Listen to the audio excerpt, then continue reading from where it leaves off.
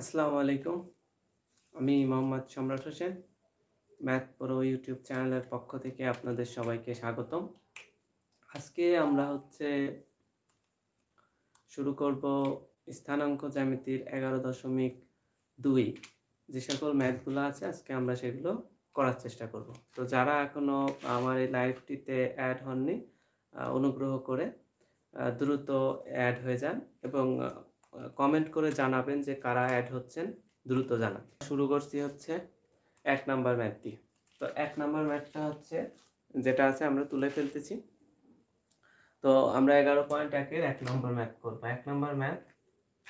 তো 1 নম্বর ম্যাথটা আছে -2, 0 b of 5, 0 এবং c of 1, 4 যথাক্রমে একটি ABC ত্রিভুজের শীর্ষবিন্দু। তো দেওয়া আছে a of -2, 0, b of 5, 0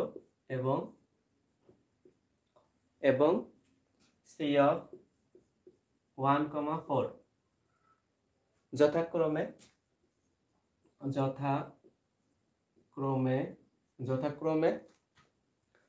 ABC ত্রিভুজ ABC এর শীর্ষবিন্দু।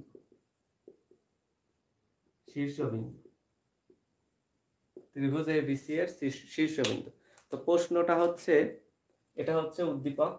তো আমাদের ক নাম্বার প্রশ্ন, আপনারা বই বের করে বই সামনে করে বসবেন, সবাই বই সামনে করে বসবেন যাতে স্পষ্টভাবে আমি যেটা বলি সবকিছু বোর্ডে ওঠানো সম্ভব হবে না। আমি প্রশ্ন যখন পড়বো আপনারা বই থেকে মিলিয়ে নেবেন। আমি জাস্ট উদ্দীপকটা তুলেছি।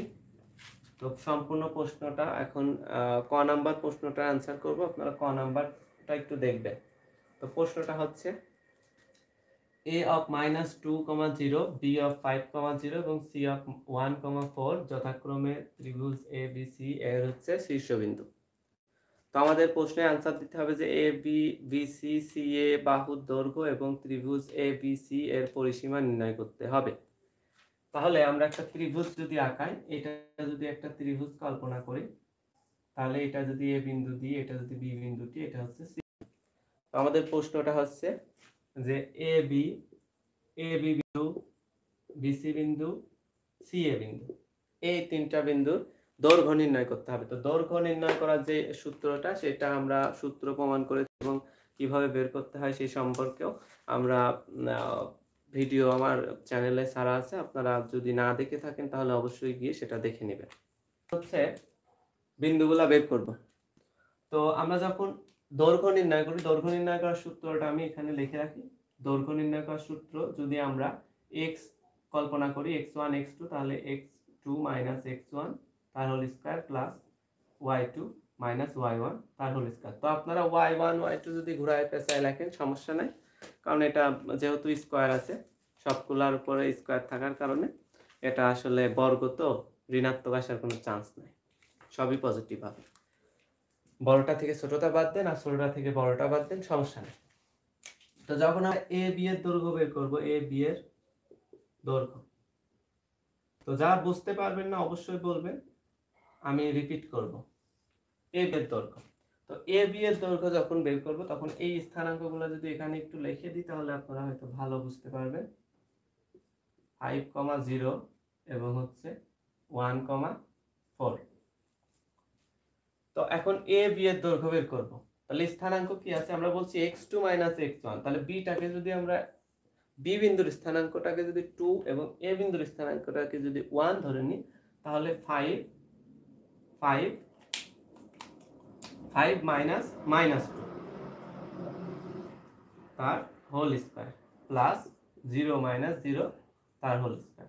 তাহলে আমরা এখানে মাইনাস মাইনাসে প্লাস, তাহলে প্লাস 7, তাহলে √7 স্কয়ার মানে 7 একক।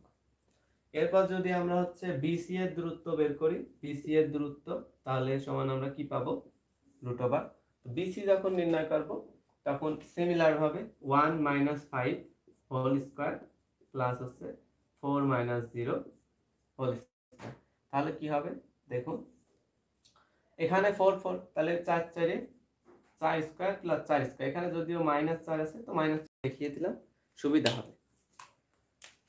এখন দেখুন আমরা পাবো 16 প্লাস 16, তাহলে পাবো রুট ওভার অফ 16 গুণ 2, 16 দুগুণে 16, 16 32, তাহলে 16 দুগুণে 32, তাহলে এখন হবে হচ্ছে 4 রুট 2 একক। তাহলে বিসি বিন্দুটা হচ্ছে 4 রুট 2 একক। তো আমাদের এখন বের করতে হবে হচ্ছে সিএ। তাহলে সিএ এর দৈর্ঘ্য বের করব যখন, তখন সিএ বিন্দু নেব। তাহলে 1 মাইনাস মাইনাস 2, তাহলে তার হোল স্কয়ার, প্লাস হচ্ছে 4 মাইনাস 0 তার হোল স্কয়ার। এখন এখানে হবে 3 স্কয়ার প্লাস 4 স্কয়ার, তাহলে এখানে পাবো আমরা রুট 25 মানে 5 একক। তাহলে আমরা সবগুলো দূরত্ব পাইছি, এ বি এর দূরত্ব পাইছি, বিসি। আচ্ছা এটা একটু বোঝা যাচ্ছে না? আচ্ছা তাহলে আমরা কার কার দূরত্ব পেলাম? A B, BC, CA. আমাদের এই তিনটা দূরত্বই চাইছে। এখন আমাদের আরেকটা প্রশ্ন করছে যে পরিসীমা নির্ণয় করতে হবে। তাহলে ত্রিভুজের পরিসীমা নির্ণয়ের সূত্র কি? যে কোনো কিছু, শুধু ত্রিভুজ না, ভালো করে বুঝতে হবে, শুধু ত্রিভুজ না। ত্রিভুজ বললে তো এই তিনটা বাহু যোগ করবই, সমস্যা নাই। কিন্তু যদি চতুর্ভুজ বলে তাহলে চতুর্ভুজের 4 বাহু যোগ করব, সিম্পল ব্যাপার।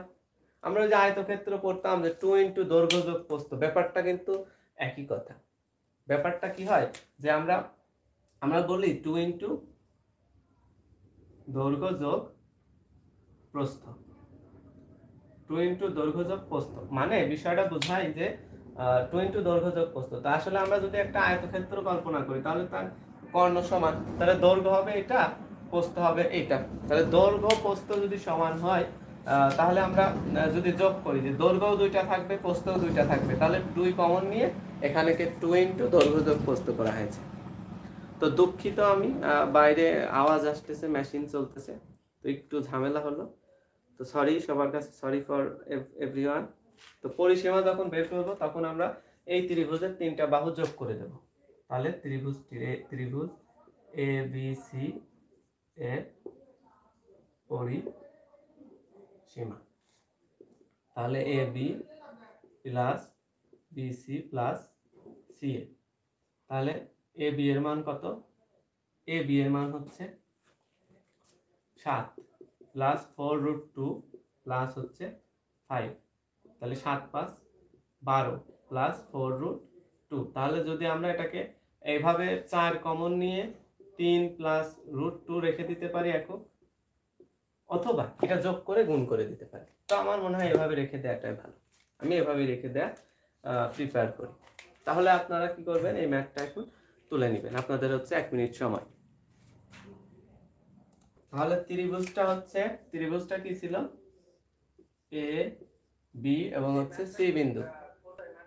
তাহলে এই এ বিন্দু ছিল -2, 0, 5, 0 এবং হচ্ছে 1, 4। শোনো, ক্ষেত্রফল নির্ণয় করার যে সূত্র, আমরা হচ্ছে দুইটা ওয়েতে ক্ষেত্রফল নির্ণয় করব।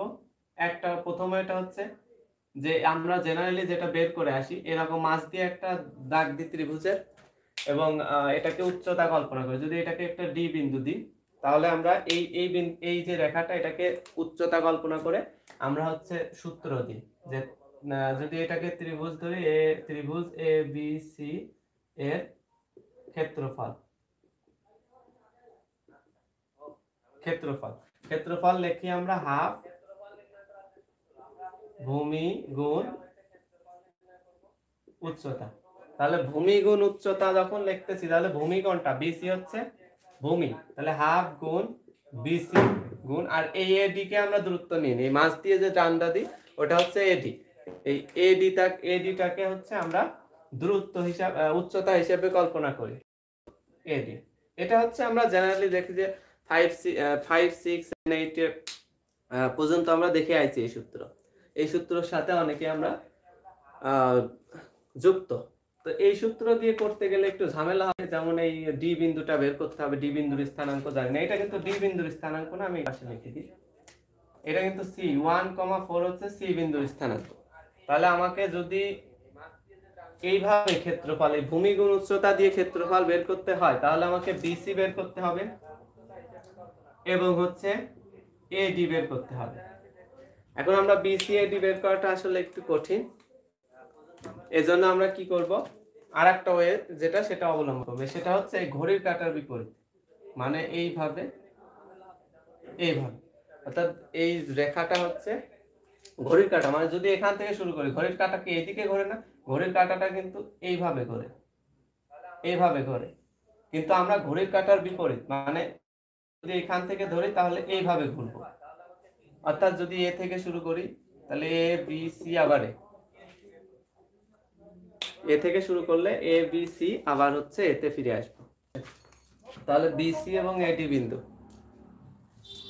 তো আমরা এটা ব্যবহার করব না, আমরা ব্যবহার করব হচ্ছে ঘড়ির কাঁটার বিপরীত ক্রম। তো ঘড়ির কাঁটার বিপরীত ক্রমটা হচ্ছে যে এই রেখাটা যেখান থেকে শুরু করব তার উল্টা দিকে ঘুরবে, মানে যদি এ থেকে শুরু করি এ বি সি আবার এতে যাবে, এ বি সি আবার এতে যাবে, যেখান থেকে শুরু করব ঠিক সেখানে যায় থামবে। যদি এ থেকে শুরু করি, এ থেকে শুরু করে এখান থেকে ঘুরে এসে আবার এতে যাবে। তাহলে সূত্রটা আমরা এমনি একটা ত্রিভুজ আকারে সূত্রটা দেখব। যদি আমরা এটাকে এ অফ x1 আর y1 ধরি, এটাকে যদি আমরা x2 y2 ধরি এবং এটাকে যদি আমরা x3 y3 ধরি, তাহলে ঠিক আছে। তাহলে এখন সূত্র লিখবো। এখন ABC ত্রিভুজের সূত্র, ABC ত্রিভুজের ক্ষেত্রফল, ক্ষেত্রফল সমান কি লিখবো, হাফ। এখন শুরু করবো, আমরা মনে করো আমি এ থেকে শুরু করবো, তাহলে এই বিন্দুর প্রথম স্থানাঙ্ক x, x এর গুলো আগে বসাইতে হবে উপরে আর y এর গুলা নিচে, তাহলে x1 x2 x3 আবার x1, তারপরে y1 y2 y3 আবার y1, এই হচ্ছে সূত্র। তো এই সূত্র অনুযায়ী যদি আমরা এখন মানটা বসিয়ে দিই তাহলে आंसर হয়ে যাবে। তাহলে এখন আমরা ক্ষেত্রফল নির্ণয় করব।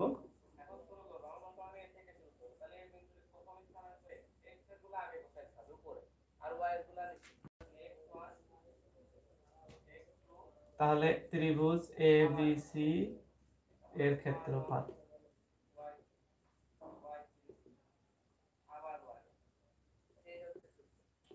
আর এই যে দাগ চিহ্নটা দিচ্ছে এটা কিন্তু থার্ড ব্র্যাকেট না, এটা হচ্ছে গিয়ে মডুলাস চিহ্ন।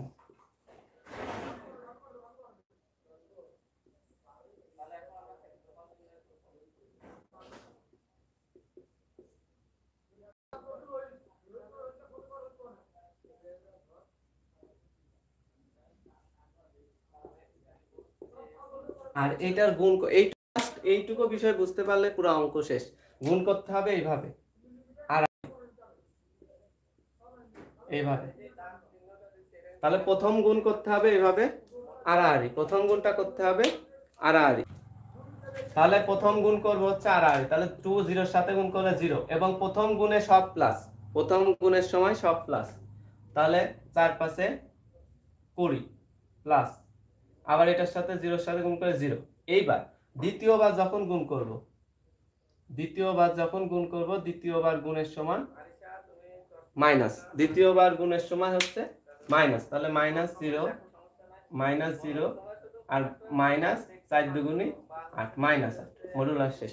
-8 কেন, এটার আগে মাইনাস আছে, -4 দুগুণী 8, এই জন্য হাফ।